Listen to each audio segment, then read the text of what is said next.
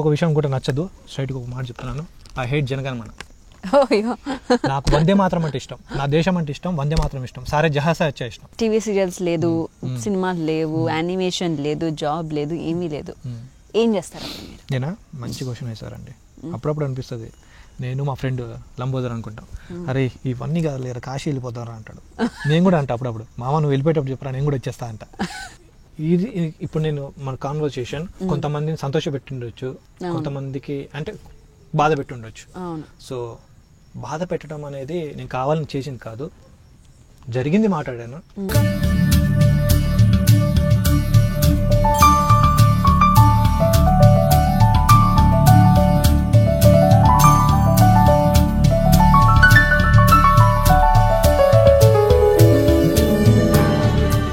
అసలు ఈ యాంగిల్లో ఉన్న మీరు టీవీ ఇండస్ట్రీకి ఎట్లా వచ్చారు?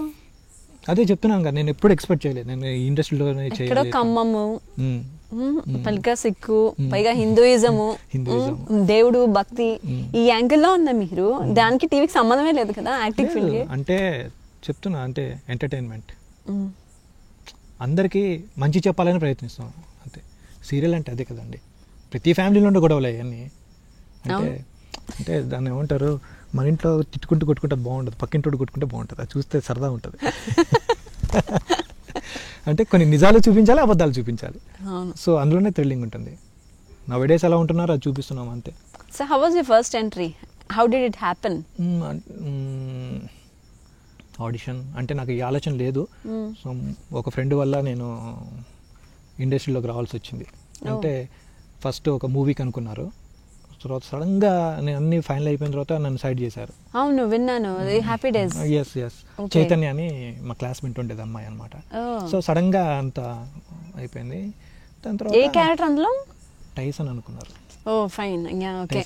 యు సూట్ కదా టైసన్ క్యారెక్టర్ అనుకున్నాము. తనే నాకు మోటివేట్ చేసి నువ్వు చెయ్యి అవి బాగుంటావు అని. సడన్లీ ఏమైందేమో తెలియదు నాకు. దాని తర్వాత ఫ్రెండ్స్కి ఫ్యామిలీలో అందరికీ నేను నోటెడ్ అయిపోయా, వాడు ఇండస్ట్రీలోకి పోతున్నాడు. తర్వాత ఇంటికి వెళ్ళాలంటే షేమ్ అనిపించింది. దాంట్లో వాళ్ళు లేడు కదా, వాడు అన్ని కోతలు బాగా ఫేకిండు, మంచిగా కథలు బాగా చెప్పిండు, వేస్ట్గా వెనక మాట్లాడుకుంటారు కదా. ఇక ఇంట్లో ఫ్యామిలీ చుట్టాలు కూడా అలానే అనుకున్నారు. సో ఎక్కడ పోగొట్టుకుంది అక్కడే ఎత్తుకోవాలి కదా. సో నేను అక్కడికి వచ్చి చిన్న ప్రయత్నం చేశాను, కానీ నా చిన్న ప్రయత్నం కూడా కొంచెం పెద్దగానే ఇచ్చింది, సక్సెస్ ఇచ్చింది. ఓకే. సో అలా వచ్చాను ఎంట్రీ. అసలు ఆశ లేదు నాకు ఇండస్ట్రీలోకి రావాలి అని చెప్పాను. ఎందుకు why you got rejected for the project? దానికి హ్యాపీ డేస్కి తెలీదు, కారణాలు తెలీదు. కాకపోతే స్టార్టింగ్లోనే ఆడిషన్స్ జరుగుతున్నాయి, అదే టైంలో నన్ను ఓకే అభి నీ పిక్స్ బాగున్నాయి, చూపించాను, నచ్చావు, ఆల్మోస్ట్ నువ్వు ఫైనల్, నేను 1 డే లొకేషన్స్ కోసం వెళ్ళారు, వస్తారు, వచ్చిన తర్వాత నేను డైరెక్ట్గా మీటప్ చేస్తాను ఫైనల్గా అని చెప్పేసి అంది. నేను హ్యాపీ అయిపోయా. కట్ చేస్తే తర్వాత అమ్మాయి చెప్పిందనమాట, అభి సారీ వేరే వాళ్ళని అనుకున్నామని. నేను తొందరపడి ఫ్రెండ్స్కి చెప్పాను, ఫ్రెండ్స్ అందరితో చెప్పేశారు. Free publicity. సో అలా కొంచెం నర్వస్ అయ్యాను, కానీ ఎప్పటికైనా సరే చిన్న క్యారెక్టర్ అయినా చేయాలనుకుంటూ ప్రయత్నం చేశాను, కానీ దేవుడి దయ వల్ల. మరి ఆ సినిమాలు అలా ప్రయత్నించకుండా సీరియల్లకు జంపింగ్ ఏంటి ఇది? దీనికి ముందు ఒక మూవీ చేశాను నేను, ఒక మూవీ చేశాను. సో అది కూడా కొంచెం ప్రాబ్లం వచ్చి సగంలో ఆగిపోయింది మూవీ. ఓకే. దాని తర్వాత ఆ సినిమాకి పనిచేసిన మేనేజర్ నాకు బాగా పరిచయం. 1 డే నాకు కాల్ చేశాడనమాట, నేను బాగా సఫర్ అవుతున్నా, ఇటు జాబ్ లేదు, సాఫ్ట్వేర్ బూమ్ పడిపోయింది, నేను గేమింగ్ ఫీల్డ్, యాక్చువల్గా నేను యానిమేషన్ ఫీల్డ్ నాది, జాబ్ లేదు. ఎస్. అయితే జాబ్ లేదు, సాఫ్ట్వేర్ బూమ్ పడిపోయింది, మేము ఇంట్లో పడ్డాము. బెంగళూరు అటు ఇటు బాగానే రెజ్యూమ్స్ పంపించాము పెద్ద పెద్ద కంపెనీస్కి. 5,000 ఇస్తాం, 2 years అగ్రిమెంట్ అన్నారు, జస్ట్ 5,000కి. వద్దు, హ్యాపీగా ఇంట్లోనే ఉంటా, కష్టం వద్దు అనుకుంటే ఇంట్లోనే ఉన్నాను. ఆ టైంలో మూవీ ఆపర్చునిటీ అది ఆగిపోయింది. నేను ఇంట్లో ఖాళీగా ఉంటున్న టైంలో ప్రయత్నం చేస్తున్నా, అంటే ఏదో ఒకటి చేయాలి, ఇంట్లో బయట తలెత్తుకుని నడవలేము కదా. ఇంటికి వస్తే మీ పెద్ద అబ్బాయి ఏం చేస్తున్నాడు అనేవాళ్ళు. అమ్మ పెద్ద అబ్బాయి గురించి మీకు ఎందుకు అమ్మ, వచ్చిన పని మీరు చూసుకొని పోవచ్చు కదా. బాబు ఏం చేస్తున్నావు, మీ పెద్దోడు ఏం చెప్తుండు, ఎక్కడికి పోయినా అదే అడుగుడు. మా అమ్మ వచ్చి నన్ను ఇటు చూసేది, ఒక లుక్ ఇచ్చి వెళ్ళిపోయేదన్నమాట. సో నాకు అది నచ్చలేదు. ఆ టైంలో దేవుడా ఏంది నా లైఫ్ ఏంది అనుకున్న టైంలో ఒక కాల్ వచ్చింది, మేనేజర్ బద్రి ఫోన్ చేసి భయ ఆడిషన్ ఉంది అన్నప్పుడు షూటింగ్ తొందర రా అన్నాడు. పరుగున రావు ఈ బాలకృష్ణ అన్నట్టు వెళ్ళిపోయా. వెంటనే వెళ్ళిపోయాను, ఆడిషన్ ఇచ్చాను. ప్రభు అన్న సెలెక్ట్ చేశాడు. అన్నపురం స్టూడియోస్ అందరూ ఓకే అనుకున్నారు. సో నాకు ఒక మంచి లైఫ్ ఇచ్చారు. సెకండ్ లైఫ్ నేను చెప్పాలంటే నాకు ఇది సెకండ్ లైఫ్. ఎందుకంటే అప్పటి వరకు అదొక లైఫ్, ఇప్పుడు ఒక లైఫ్. ఈరోజు 10 మందితో నేను మాట్లాడుతున్నాను. ఈరోజు నేను మీతో మాట్లాడి 10 మంది అంటే మీరు ఇలా ఉన్నాను, ఈ స్టేజ్లో ఉన్నాను అంటే కారణం నాకు వాళ్ళే. సో వాళ్ళు లేకపోతే నా ఈ సెకండ్ లైఫ్ ఉండేది కాదు. సో సూపర్, అలా జరిగింది. సో మరి శశిరేఖ తర్వాత మీకు సినిమా ప్రయత్నించలేదా? Because you got an image. ఇప్పుడు శశిరేఖతో చేస్తున్నప్పుడే ముద్దపప్పు ఓకే చేశాను. అది షార్ట్ ఫిల్మ్, వెబ్ సిరీస్. దాని తర్వాత మూవీస్కి కూడా వచ్చాయి, ఆపర్చునిటీస్ వచ్చాయి, అవకాశాలు వచ్చాయి. కొన్ని నాకు తెలియకుండానే వెళ్ళిపోయాయి, నా దాకా రాకుండానే వెళ్ళిపోయాయి. తర్వాత వాళ్ళు నాకు కాల్ చేసి అడిగారన్నమాట, ఏంటి సార్ మీరు ఆన్సర్ కూడా చేయరా మీరు? సో నాకు తెలీదు మీరు వచ్చారన్నట్టు, మీ గురించి నాకు ఎప్పుడు ఎవరు చెప్పలేదు.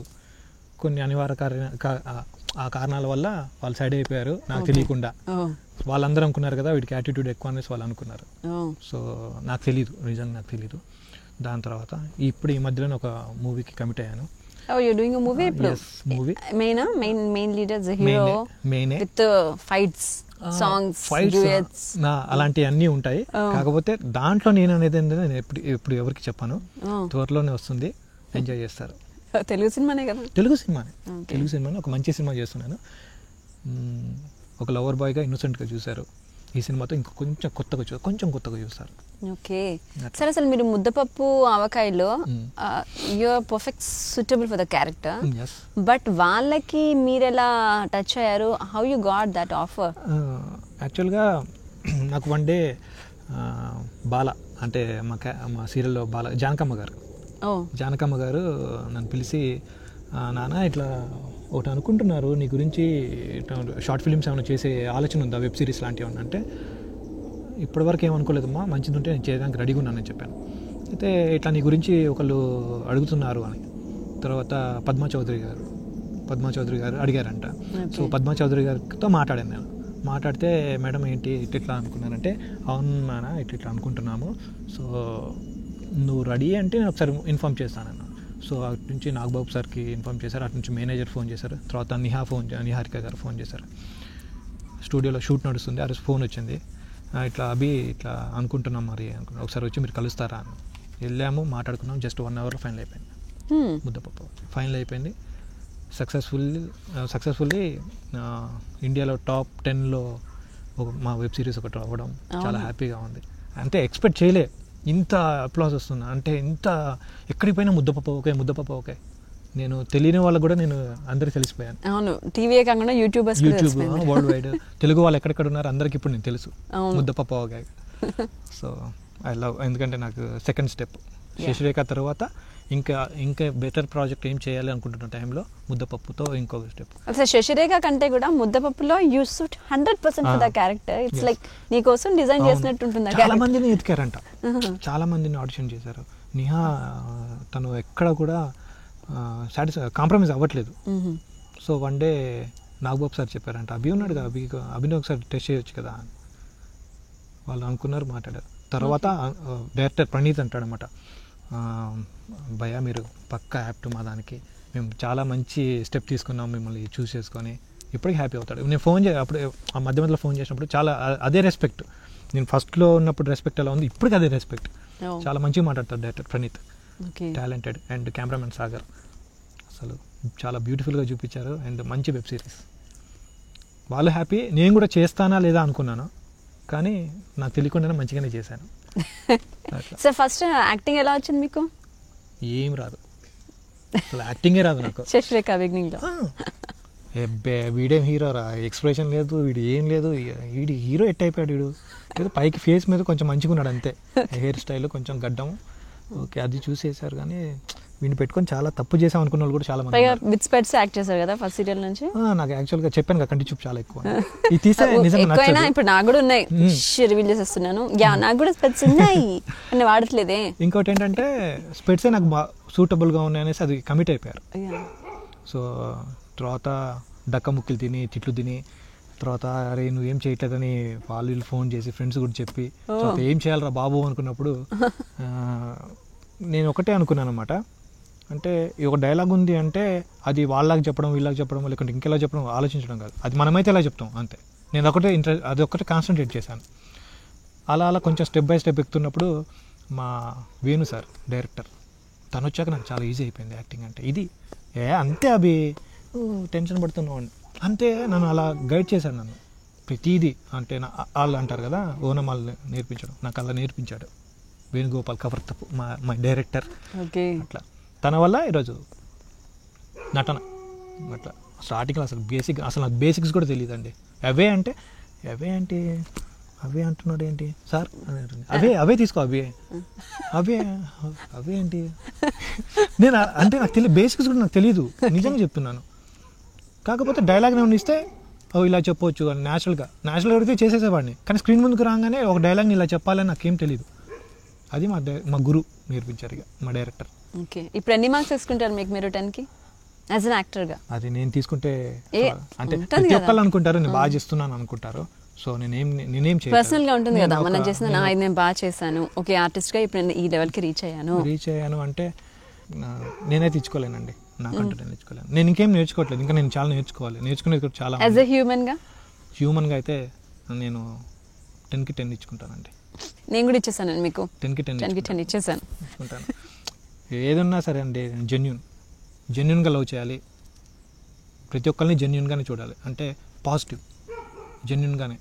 సో నేను ఏది చేసినా ఎక్కువనే చేస్తా, అండ్ లవ్ కూడా అలా చేస్తే చాలా బాధలు పడ్డా అనమాట. సో అది అయినా వాళ్ళు అంటే బాధ కలిగింది అని చెప్పేసి నేను దూరం చేయను, నాలో ఎప్పుడు లవ్ ఉంటుంది, అది ఎప్పుడు ఓపెన్గానే ఉంటుంది అనమాట. సో నేను అందరితో లవబుల్గా ఉంటాను, అందుకే నేను అందరిని నచ్చుతాను ఆల్మోస్ట్. నేను ఎక్కడికి వెళ్ళినా కానీ అంటే అనగానే నేను పెద్దవాళ్ళని నేను ఎప్పుడు మా అమ్మలానే ట్రీట్ చేస్తాను. నేను వాళ్ళని అమ్మనే మాట్లాడతా, మా అంట, ఎక్కడికి పోయినా ఎవరిని మా అంట. మా చిన్నపిల్లల అమ్మాయిలు ఉన్నా కానీ మా అనే మాట్లాడతా. సార్ మీరంటే నాకు చాలా ఇష్టం సార్, మీరంటే నాకు చాలా ఇష్టం సార్ అంటారు, థ్యాంక్స్ మా అంట, అంతే, respect. So what are your next projects after Shashirekha తర్వాత సీరియల్స్ ఒక 2 ఉన్నాయి. అది ఉంది, దాంట్లో ఏది ఫైనల్ అవుతుంది అనేది తెలీదు.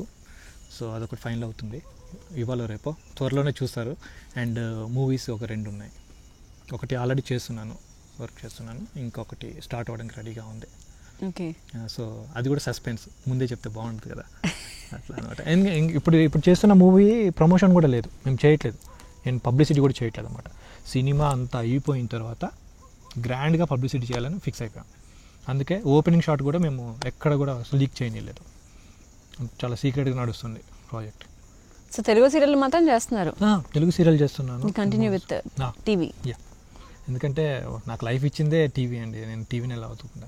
నాకు 2 ఒకటే, TV cinema and short films and web series అన్నీ ఒకటే. పెద్ద బ్యానర్ అంటే బిగ్ బ్యానర్ స్మాల్ బ్యానర్ అంటారు, కానీ అన్నిట్లో చేసే నటనే కదా, ఒకటే కదా. నాకైతే తారతమ్యం లేదు, చిన్న పెద్ద అనేం లేదు, మంచిది ఏదనిపిస్తే చేసుకుంటే వెళ్ళిపోతాం. ఓకే, సరే, ఒకవేళ మీకు అన్ని వర్క్స్ స్టాప్ అయిపోయాయి, టీవీ సీరియల్స్ లేదు, సినిమాలు లేవు, యానిమేషన్ లేదు, జాబ్ లేదు, ఏమీ లేదు, ఏం చేస్తారు? నేనా మంచి క్వశ్చన్ వేశారండి. అప్పుడప్పుడు అనిపిస్తుంది, నేను మా ఫ్రెండ్ లంబోదర్ అనుకుంటాం, అరే ఇవన్నీ కాదు లేరా కాశీ వెళ్ళిపోతారా అంటాడు. నేను కూడా అంట అప్పుడప్పుడు, మామ నువ్వు వెళ్ళిపోయేటప్పుడు చెప్పరా నేను కూడా వచ్చేస్తా అంట. కామెంట్ కూడా చేసుకుంటాను అనమాట. అంటే మన దేశముద్రలో వాడు ఉంటాడు, అల్లి ఉంటాడుగా, గుడుంబా శంకర్ అనుకుంటూ, మామ నేను ముందుంటా గుహలోపు నువ్వు ఉండు, నన్ను కలవాలంటే నిన్ను కలవాలి ఫస్ట్ అని మేము ఇద్దరం కామెడీ కూడా చేసుకుంటాం అనమాట. అలా ఇద్దరం వెళ్ళిపోదాం, కాశీ వెళ్ళిపోదాం, హ్యాపీగా ఏ లైఫ్ లేకుండా అఘోరాలలో కలిసిపోదాం, దేవుడి భక్తులు ఉండిపోదాం. సో అలాంటి ఫన్నీ అనుకుంటాం అనమాట. సో ఇవన్నీ లేకపోతే నేను ఏం చేస్తానంటే ఫస్ట్ సంఘసేవ, అంటే చెప్పాను కదా హిందూ, దీంట్లో ఉంటాను, అందులో మాత్రం పక్కాగా ఉంటాను. నాకు ఫుడ్ పెట్టదు, టెంపుల్కి వెళ్తే ఎక్కడికి వెళ్ళినా ఫుడ్ పెట్టే వాళ్ళు ఉంటారు. గురుద్వారాతో ఫ్రీ కదా, 65 days వెళ్ళాను. ఫస్ట్ బీదర్ వెళ్ళినప్పుడు గురుద్వారా ఉంది కదా, అక్కడికి వెళ్ళంగానే పిలిచి మరీ భోజనం పెడుతున్నారు అడిగి, ఆహా ఇంత మంచి వాటి మీరు దేవుళ్ళు తినేసాను అక్కడే. సో సేవ చేస్తూ, దేవుడి సేవ చేసుకుంటూ, అందరికి సేవ చేసుకుంటూ హ్యాపీగా ఉంటాను. నాకు అసలు రంది లేదు నాకు. కాకపోతే ఇవన్నీ చేసే ముందు ఒక గోశాల పెట్టుకోవాలి నాకు ఓన్గా, వావ్, నన్ను పిలవండి, నాకు చాలా ఇష్టం ఆవులంటే. నేను ఇంట్లో నేను అండ్ నాకు సెంటిమెంట్ ఎక్కువ. కొంచెం ల్యాండ్ తీసుకొని ప్లానింగ్స్ ఉన్నాయి. వావ్. ల్యాండ్ తీసుకోవాలి, దాంట్లో గోశాల అండ్ ఒక చిన్న ఫామ్, ఒక ఇల్లు, అందులో ఒక మందిర్, తోట, ఒక 2 acres రైస్ పొలం, కూరగాయలు. ఇప్పుడు ఒక 10 acres అనుకుంటే ఆ 10 acresలోనే అన్ని హ్యాపీగా అందులో సేమ్ ప్లాన్. ఒక విషయంలో అంటే సేమ్ పించ్. నాకు కూడా కోరిక ఉంది, ఎప్పుడు తీరుతో తెలియదు కానీ I want to do it. So అలా అనమాట. ఇంట్లోనే ఆవులు, వాటికి సేవ చేసుకుంటూ. ఆల్రెడీ ఇక్కడే చూసా కోళ్ళు, చాలా ఉంటాయి, డాగ్స్ అన్ని చాలా. మిగతా అన్న ఓకే, నాకు కుక్కలు అంటే భయం, సో అవి కాకుండా మిగతా అన్ని చూసుకుంటాను. మీరు పుస్తకాలు బాగా చదువుతారా? అంటే చదువుతాను, అబద్ధాన్ని మాత్రం చదవను, నిజాన్ని మాత్రం చదువుతాను. అంటే లైక్ నోవెల్స్ చదవను నేను, నోవెల్స్ చాలా తక్కువ. దాంట్లో దేనికి సంబంధించిన క్రియేటివిటీ ఉంటుంది, అందులో క్రియేటివిటీ ఉంటుంది. క్రియేటివిటీ అనేది ఊహాకల్పితం, ఊహలు నేను చదవను, కల్పితాలు అసలే చదవను నేను. సో నిజం అనేది మాత్రం నేను చదువుతాను, అది ట్రస్ట్, నిజం అదనమాట. నిజాన్ని మాత్రమే నేను చదువుతాను. ఎలాంటి పుస్తకాలు చదువుతారు యాక్చువల్గా? మళ్ళీ మీరు ఏమనుకుంటారు, యాక్చువల్గా నాకు ఎలాగో అనేసుకున్నా, చాలా వినేసాము. అంటే నేను ఎలాంటి పుస్తకాలు ఎక్కువ చదువుతానంటే రిలీజియన్స్ గురించి నాకు తెలుసుకోవడం చాలా ఇష్టం. నిధులు, టెంపుల్స్, మర్మాలు ఉంటాయి కదా, ఒక దాంట్లో ఒక మర్మం ఉంది, అందులోకి వెళ్ళిన వాళ్ళు రారు, ఆ రిలీజియన్లో అలాంటి సంథింగ్ అలా ఉంటుంది. టెంపుల్స్, పురాతన టెంపుల్స్, ఇలాంటివి అంటే నాకు చాలా ఇష్టం. హిస్టారికల్ అంటే చాలా ఇష్టం నాకు, చరిత్ర, కింగ్స్, రాజులు, రామాయణం, మహాభారతం, వాళ్ళ లైఫ్ స్టైల్. కర్ణుడు అంటే నాకు చాలా ఇష్టం. కర్ణుడు నా ప్రాణం. కర్ణుడు అంటే నాకు చాలా ఇష్టం. అండ్ ఇలాంటివి కొత్త కొత్త విషయాలు, ఇలాంటివి తెలుసుకోవడం అంటే ఇష్టం నాకు. చదివేసారు మీరు రామాయణం, మహాభారతం, భగవద్గీత? అంటే భగవద్గీత స్టార్ట్ చేయలేదు, రామాయణం ఆల్మోస్ట్ స్టార్ట్ చేసేసాను. సాయిబాబా చదివేశాను, బాబా చదివేశాను కొన్ని. అండ్ అట్లా అన్నీ చదువుతున్నాను. గురునానక్, తన గురించి ఎక్కువ, బాబా గురించి, కాళీమాత, వారాహిమాత, అట్లా వీళ్ళ గురించి అని తెలుసుకుంటున్నాను, చదువుతున్నాను ఇంకా. సూపర్. ఈ ఫ్యూచర్లో మీరు ఏమైనా బుక్ రాస్తే ఉద్దేశం ఉందా? బుక్ రాసే ఉద్దేశం అయితే ఏం లేదు, ఎందుకంటే మనకి ఉన్న రామాయణ మహాభారతాల ఇతిహాసాలు చాలా అండి. నా స్టోరీ ఎందుకు మధ్యలో? మీ స్టోరీ మీద కాదు, ఏదైనా కొంచెం ఇన్స్పిరేషనల్సా? అంటే ఒకళ్ళు రాయదలుచుకుంటే నా దేశం ఇది కాదు, ఇది నా దేశం అని చెప్తా. ఇది అంటే నిజం, నా దేశం నిజం. Okay, what is that you don't like in India? నచ్చిందంటే నా దేశంలో చాలామందికి కోపం తెప్పిస్తానేమో ఈ మాట చెప్పి. నాకు మత మార్పిడి అంటే చాలా నచ్చదంటే, అసహ్యం నాకు మత మార్పిడి. అందరూ ఒకటే, గాడ్స్ అందరూ ఒకటే. ఒకరిని తక్కువతో చూడు, అసలు మనిషినే తక్కువ చూడడమే చండాలం, దేవుడిని తక్కువ చూడడం ఏంటండి? నా దృష్టిలో అదొకటి నచ్చదు. నా భారతదేశంలో జరుగుతుంది అదొకటే, అదొకటి పోవాలి. నెక్స్ట్ ఇంకొకటి, చదువులలో నెపోలియన్ గురించి మనకెందుకండి, హిట్లర్ గురించి మనకెందుకండి, అక్బరు, బాబరు, ఔరంగజేబుల గురించి మనకెందుకండి?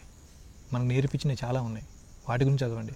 ఇప్పుడు స్కూల్లో వెళ్ళి ఆర్యభట్ట ఎవర్రా అంటే దాని ఏమంటే జీరోని కనిపెట్టింది ఆర్యభట్ట అని చెప్తారు. అవును, అసలు అతను ఎవరు, తన గురించి ఏమన్నా అడగండి ఎవరని చెప్తారు.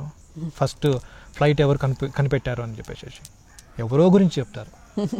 ఫ్లైట్ కనిపెట్టింది మనమే. అవును, ఫస్ట్ మన పురాణాల్లోనే కదా ఉన్నాయి.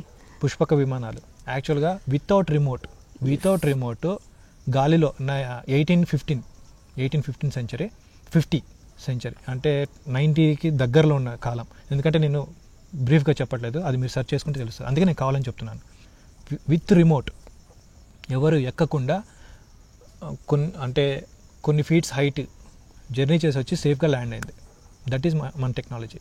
దాన్ని రైట్ బ్రదర్స్ రైట్స్ తీసుకున్నారు. ఫస్ట్ లండన్ పోయింది, తర్వాత యూఎస్ పోయింది, అక్కడ రైట్ బ్రదర్స్ తీసుకున్నారు ఆ రైట్స్ని. మనకు వద్దు, మనం కనిపెట్టాము, వాళ్ళు రైట్స్ తీసుకొని ఇంత చేస్తున్నారు. సో ఇంత చరిత్ర ఉంది మనకి.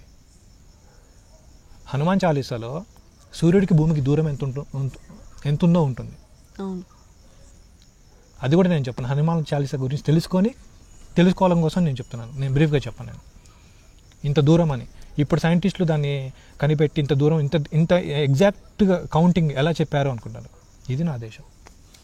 పుస్తకాలలో వాళ్ళ గురించి వీళ్ళ గురించి ఉంటాయి, మన వాళ్ళ గురించి ఏమీ ఉండవు.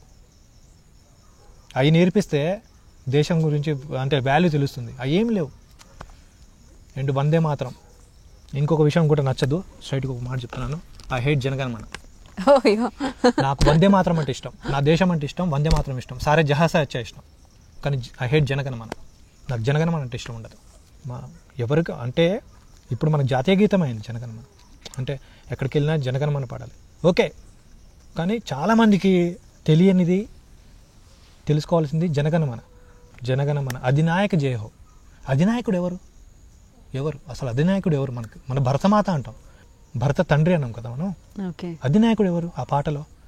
నేను ఈ క్వశ్చన్ని నేను చాలామందిని అడిగాను, నాకు ఎప్పుడు చెప్పలేదు ఎవరు. కానీ ఒక వ్యక్తి మాత్రమే చెప్పాడు, యూట్యూబ్లో రాజీవ్ దీక్షిత్ అని చెప్తే దాని గురించి నాకు అక్కడ దొరికిన సమాధానం. తను చెప్పాడు అనమాట, అధినాయకుడు ఎవరు అసలు, భారతదేశానికి అధినాయకుడు ఎవరు? అందరూ స్వతంత్ర పోరాటం చేసిన వాళ్ళే. గాంధీ ఒక్కడే కాదు కదా, భగత్ సింగ్ ఉన్నాడు, సుభాష్ చంద్రబోస్ ఉన్నాడు, అల్లూరి సీతారామరాజు, శివాజీ, రాణా ప్రతాప్ సింగ్, చాలామంది ఉన్నారు. నాట్ ఏ గాంధీ కేవలం గాంధీ కాదు, చాలామంది ఉన్నారు వెనక. అందులో ఎవరు అధినాయకుడు? కట్ చేస్తే వీళ్ళెవ్వరూ అధినాయకులు కాదు, బ్రిటిషర్ అధినాయక.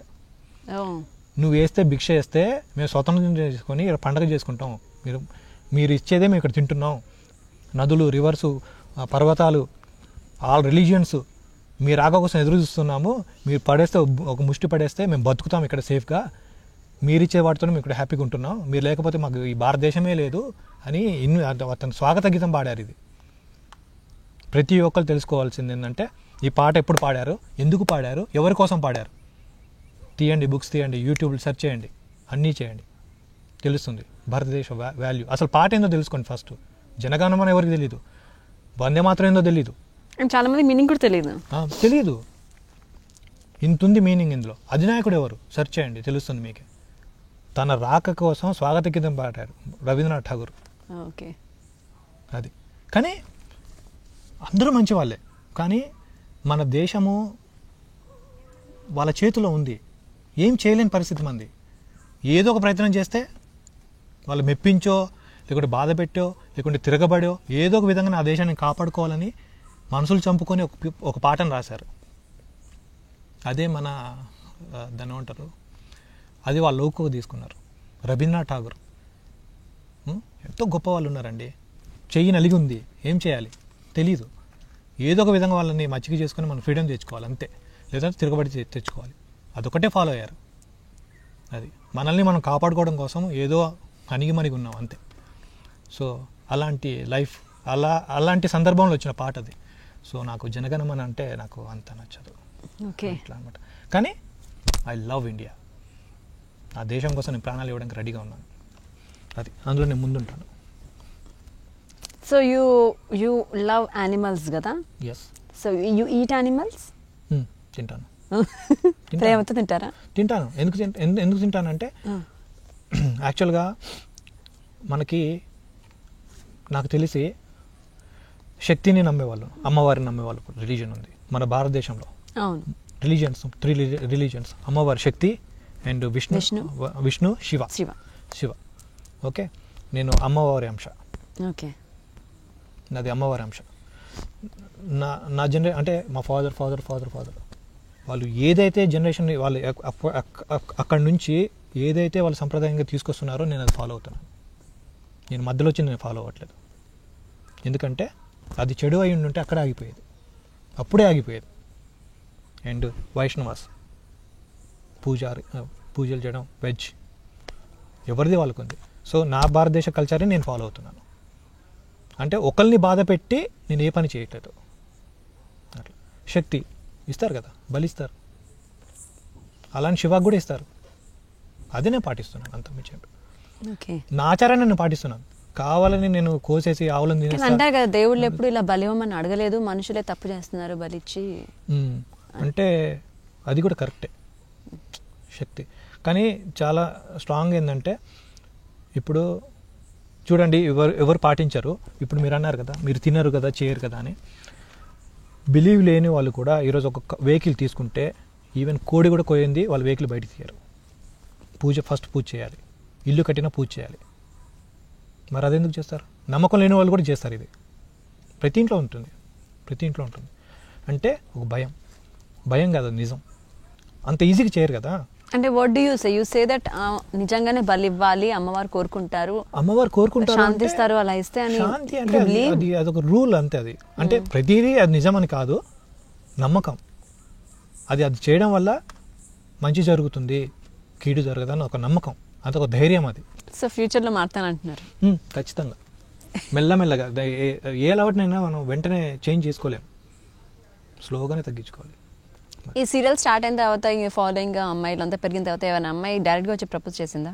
అబ్బి నాకు నువ్వు కావాల్సిందే, లేకపోతే నేను ఉండను, నేను చచ్చిపోతాను చేశారు, బ్లాక్ మెయిలింగ్ చేశారు. నిజంగానే ఒక అమ్మాయి ఉంది, తను ఎంత ఇష్టం అంటే, నేను తప్పు చెప్పొద్దు, తన ఒంటి పైన ఏ అనే లెటర్ని కట్ చేసుకుంది. ఏ అనే లెటర్ కట్ చేసుకుంది. అసలు నాకు భయం వేసింది. ఆ పిక్ తీసి పంపిస్తే నాకు భయం వేసింది. ఎక్కడ, దేంట్లో? FBలోనా? వాట్సాప్.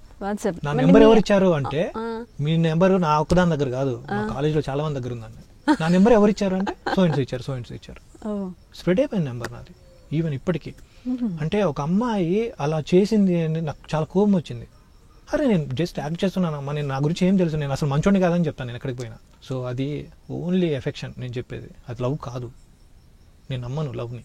లవ్ అంటే అది వేరే ఉంటుందండి, చాలా అది పవిత్రమైంది. ఇది లవ్ కాదు. నేను అదే చెప్తా, కోసుకుంటేనే లవ్ లేకుంటే వచ్చేస్తేనే లవ్ అంటే అది కాదు. లవ్ అంటే అది వేరే ఉంది. ఆ లవ్ని తెలుసుకోవాలంటే ఫస్ట్ అమ్మని ప్రేమిస్తే తెలుస్తుంది లవ్ అంటే ఎంత ప్యూరిటీ ఉండాలో. ఇంట్లో వాళ్ళని ప్రేమిస్తే తెలుస్తుంది, సిస్టర్ని ప్రేమిస్తే తెలుస్తుంది. అది చాలామంది చేశారు. Super. So finally what is your future journey? బాగుంది, ఇంకా మంచి మంచి ప్రాజెక్ట్స్ చేయాలి నేను. సీరియల్స్ అండ్ సినిమాస్ అండ్ సంఘసేవ అండ్ చాలా ఉన్నాయి. నా ప్రతి జర్నీ అందరితో షేర్ చేసుకుంటా. ఈరోజు మీరు వచ్చారు కాబట్టి ఇంత తెలిసింది. మళ్ళీ మీతో అంటే నాకు ఒక్క స్టెప్ మీరు ఉంటారు కదా. సరే, నా కోరిక అసలు ఫస్ట్ అడుగుదాం అనుకుని మర్చిపోయాను. చెప్పండి. స్పెట్స్ లేకుండా ఎలా ఉంటాడు అవి చూడాలని ఉంది. స్పెట్స్ లేకుండా అయితే అసలు నచ్చడు, ఎవరికి నచ్చడు. చూసారా,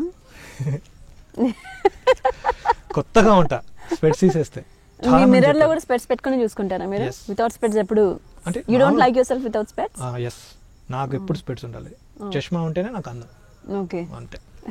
చేసిన ప్రతి ప్రాజెక్ట్ చష్మాతోనే చేశారు కదా. ఖచ్చితంగా. ముద్దపప్పు ఆవకాయ, శశిరేఖ పరిణయం, ఇప్పుడు వచ్చే ప్రాజెక్ట్ కూడా వాళ్ళే చెప్తున్నారు, నీకు కళ్ళజోడు లేకపోతే బాగాలేదు అవి, కళ్ళజోడు పెట్టుకో మార్చేద్దాం, డిజైన్ మారుద్దాం, ఇది ఓకే బాగుంటుంది. యాక్చువల్లీ మా ఇంటర్వ్యూలో గ్లేర్ వస్తుంది, మేము స్పెట్స్ పెట్టుకొని పోం. అదే చూసారా మీకోసం అది కూడా. Thank you so much. Accept చేయాల్సి వచ్చింది.